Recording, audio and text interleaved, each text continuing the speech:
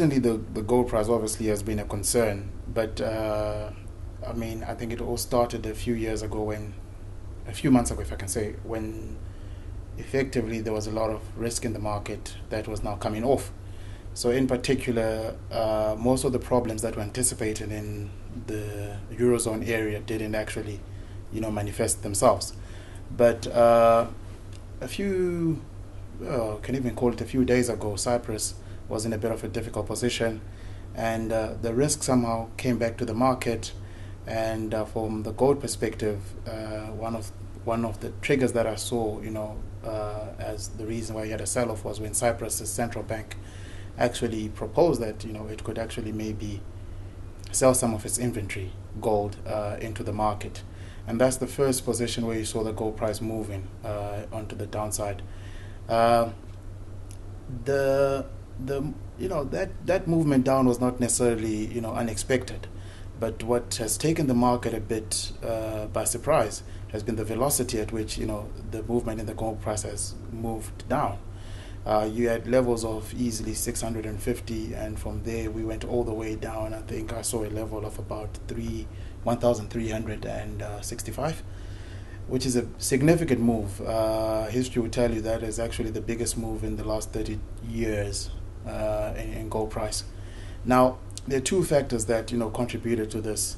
The first, in my opinion, was actually the type of investment that gold, most retail players in the market and investors actually were buying their gold at. It was mostly leveraged positions, and I do not have, of course, the exact numbers of the open exposure there, but the way it works is it's on your side when the gold price is going up, but immediately when it starts going down, you have to rebalance your portfolio and actually pay in the margin.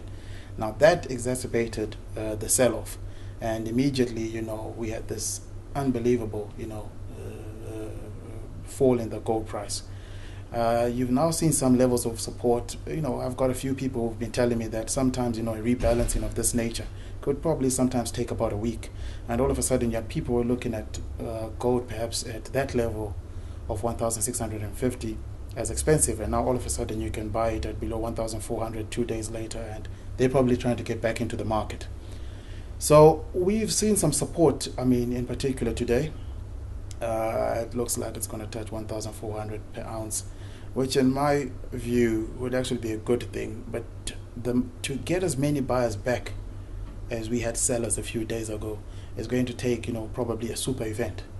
Now that's not likely to happen in the coming months, but going forward, that's going to be what people have to look at. A possible default again in the Eurozone area, and more quantitative easing in the US, Japan, and most of these other economies could actually again have that push factor.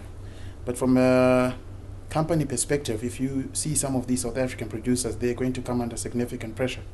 $1,400 an ounce is, the last numbers I did, I mean, that could probably wipe out 40% of Anglo Gold South African production.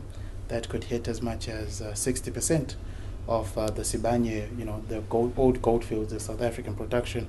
In Harmony's case, that could also wipe out about plus minus 60% of their production. So the ramifications of a sustained low gold price are quite there. I mean, they're not as